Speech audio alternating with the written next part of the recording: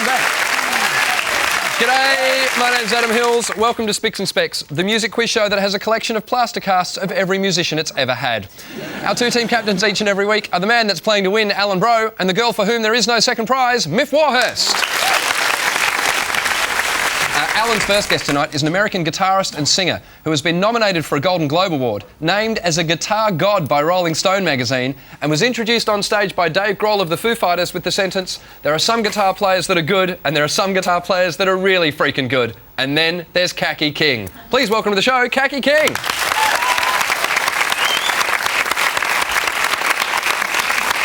Alan's second team member tonight is a comedian who loves heavy metal music and has an allergy to nuts.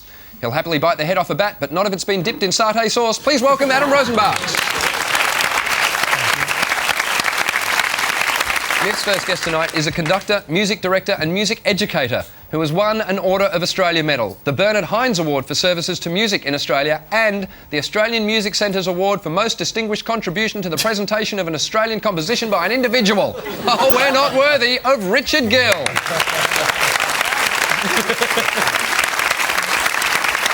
Mick's final guest tonight is a comedian who once had Marina Pryor audition in his mum and dad's rumpus room to be a singer in his brother's heavy metal band.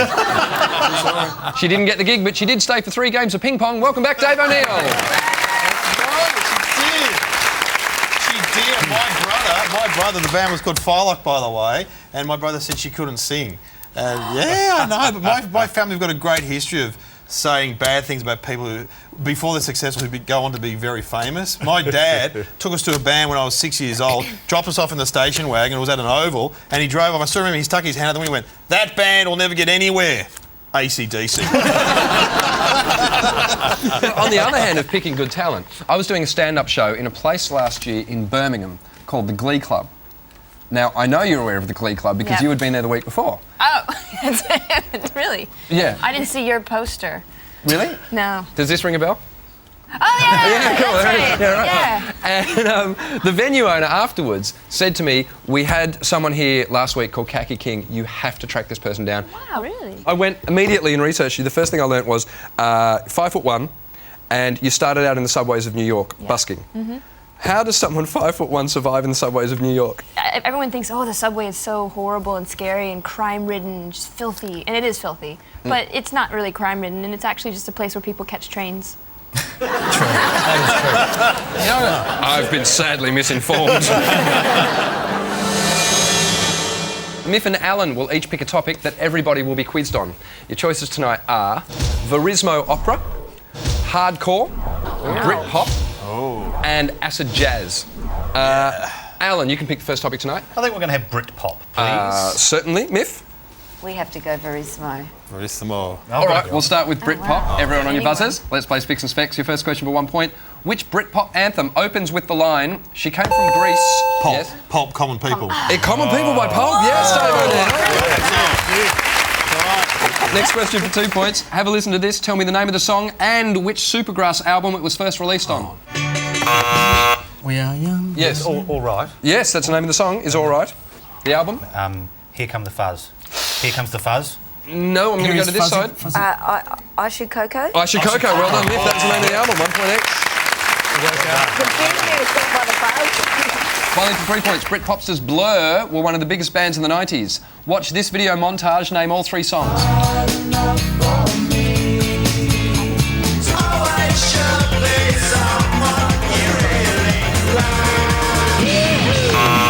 Yes. Coffee and Coffee and TV was TV. the first one. Yep. Boys and girls. Technically, it's girls and boys, but close Boys and enough. girls. Yep. And song 2. Song 2. And song 2, 3 points out of 3. On to Verismo. Our specialty. Your first question for 1 point. Which of the following years falls into the Verismo era? 1770, 1870 or 1890? He knows. 1890. 1890 it is, Richard Gill, yes. For 2 points, if you were to see a double bill described... Yes? Oh. The Heavenly Twins, and you'd be looking at I Pagliacci and Cavalleria Rusticana. Yes.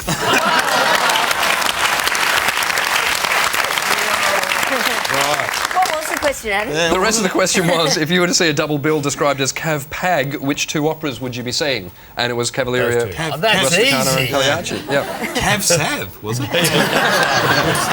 3 points on the line for your final question. Do you want to buzz in? La Boheme is often seen as the ultimate Verismo opera. Name the 3 characters from La Boheme that start... Oh, I did it too early. Mimi, Yes. Leonardo, and Jazzy Jeff? Guido. Okay, the rest of the question was, you had one guess, name the 3 characters from La Boheme that start with an M. You did get Mimi, so I'll throw it over to this side. Musetta and Marcello. Yes, it is. There they are. Good work, bro. You've done well. You've stolen a point. Now, listen, Richard, I want to ask you something that was brought up to me by a friend, and we were in Sydney, it was Symphony in the Domain, and the orchestra was rehearsing, and this mate of mine looked at the orchestra and he said, do you really need that many people on a stage in an orchestra? Well, it depends on the period. Like if you're playing Verismo opera, we need about 60 players in the pit. If you're playing Mozart, you need about 40. If you're playing Wagner, you need 104. 104 for Wagner. 104. Where do 104 they come is- at the numbers? Well, Wagner wrote very specifically for 16 first violins, 16 second violins, 12 violas, 10 cellos and 8 basses, and quadruple wind. Look, we've all had that. So my question to you is, if someone's slacking off, even just the tiniest bit, can you tell as the conductor? As a conductor, I have to tell you, I don't hear every single solitary note every player makes all the time. I must. That's. Call yourself a However, conductor. I know it's tragic, isn't it? However, you can tell when sections are. You know, there's a section behind or a section ahead, or someone's late in a section or someone's early in a section. Yes, you can tell. And do you shoot them a look? No. Oh yes, my view is you don't embarrass people publicly, and you don't stop the orchestra for the sake of saying you missed an entry. They know. Yep. And nobody makes a mistake deliberately. So my view is you just go.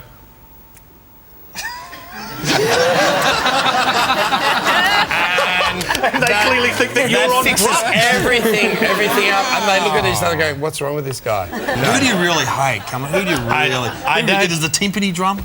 No. Is it a triangle player? No. You don't hate anyone. There's no. Listen, Come on, I know. a little twinkle, The ukulele player. The ukulele player, because he shouldn't be there. I hate the ukulele player there. I hate that. But a trombone player did say to me recently, I said, we're going to be doing a concert in front of an audience that looks like me and maybe older. And the trombonist said, you mean they're exhuming people? At the end of the first round, the scores are Alan, Kaki, Adam on 5 points, Miff, Richard, Dave out in front, 7 points.